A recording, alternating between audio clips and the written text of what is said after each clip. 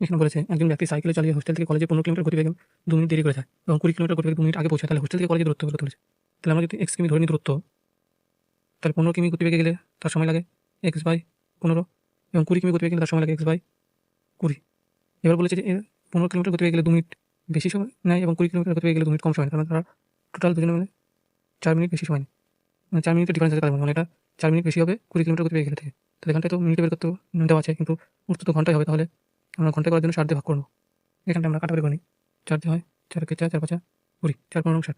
এখান থেকে 5 দিয়ে কাটলে হয় 3 4 3। তাহলে লসাগু হবে 3 4 12 12 4x - 3x = 1/3। তাহলে 4x থেকে 3x বাদ দিলে x = 12 ওইদিকে নিয়ে গেলে 12/3, কাটাকাটি করলে 4, উত্তর হবে 4 কিমি। হোস্টেল থেকে কলেজের দূরত্ব 4 কিমি।